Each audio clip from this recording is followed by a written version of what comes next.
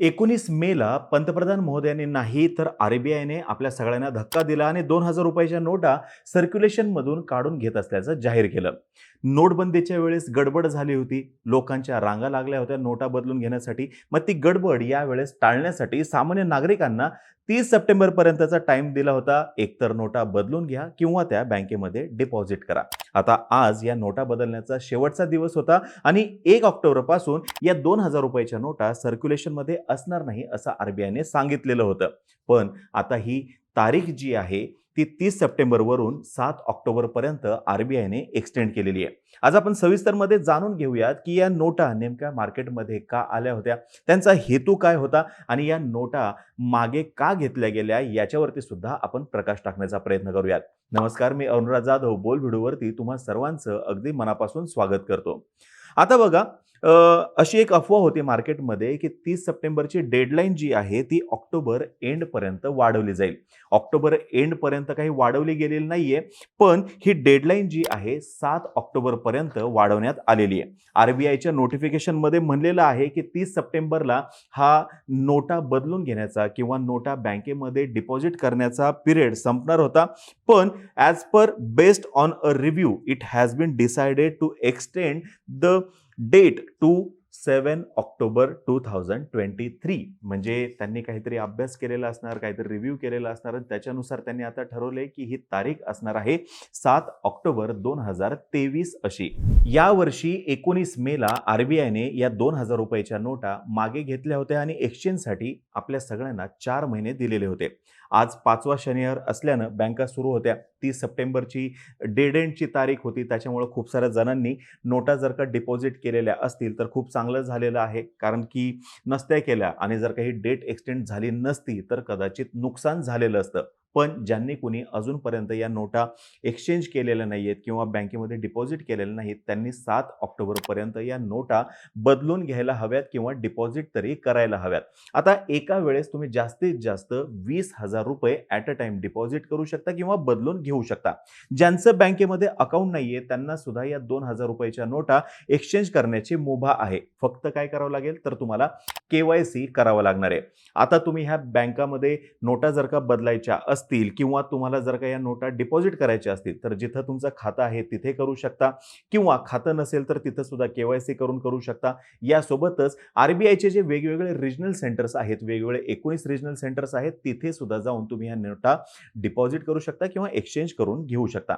आरबीआयने दिलेल्या निर्देशानंतर आपल्या इथल्या ज्या बँका आहेत त्यांनी सुद्धा 2,000 रुपयाच्या नोटा या इश्यू करणं बंद केलं होतं. सर्क्युलेशनमध्ये येणार नाहीत याची काळजी घेतलेली होती. नोव्हेंबर 2016 मध्ये reserve bank of India act 1934 section 24(1) याच्या अंतर्गत 2,000 रुपयाच्या नोटा मार्केटमध्ये वितरित करण्यात आल्या होत्या.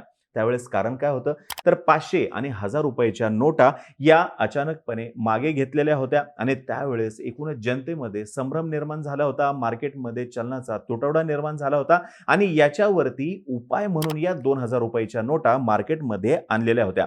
आता तेव्हाची ती गरज होती ज्याच्यानुसार ह्या नोटा आणल्या होत्या. आरबीआय नुसार आता या नोटा आणण्याचा हेतू जो आहे तो साध्य झालेला आहे आणि म्हणून या नोटा मागे घेण्यात आलेल्या आहेत. याच्यासोबतच अजून एक महत्त्वाची गोष्ट जी आहे ती म्हणजे क्लीन नोट पॉलिसी. या बहुसंख्य 2,000 रुपयाच्या नोटा ज्या होत्या या 2017च्या आसपास छापण्यात आलेल्या होत्या.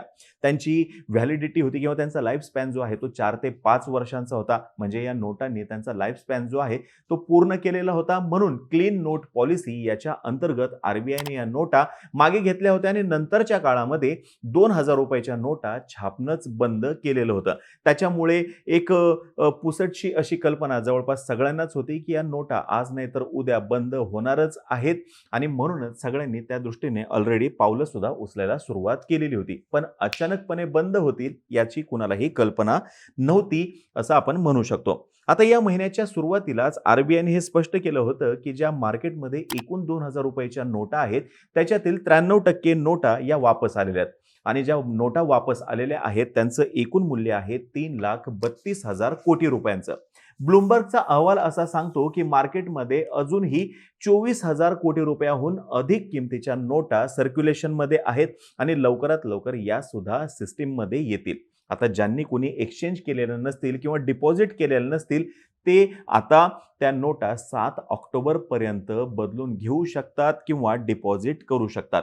कारण की त्याच्यानंतर या नोटा ज्या आहेत लीगल टेंडर असतील, पण व्यवहारामध्ये वापरता येणार नाहीयेत आणि बँकेमध्ये सुद्धा तुम्हाला या नोटा एक्सचेंज करता येणार नाहीयेत. मग जर का तुम्हाला या नोटा एक्सचेंज करायच्या असतील, तर त्या आर-बी-आयमध्ये जाऊनच डायरेक्ट एक्सचेंज करता येतील आणि मग तिथं सुद्धा गेल्यानंतर के-वाय-सी करावंच लागणार आहे. परत कुठून आल्या, काय आल्या, ह्या सगळ्या गडबडी टाळायच्या असतील, तर आत्ताच तुम्ही जाऊन या नोटा बदलून घ्या किंवा डिपॉझिट तरी करून घ्या.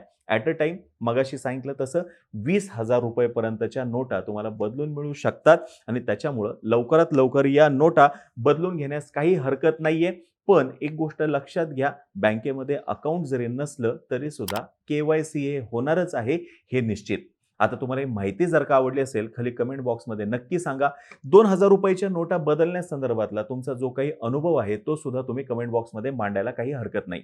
तोपर्यंत आम्हा सर्वांची व्हिडिओ जास्तीत जास्त लोकांपर्यंत पोहोचवा आणि चॅनलला सबस्क्राईब करायला तेवढं विसरू नका. धन्यवाद.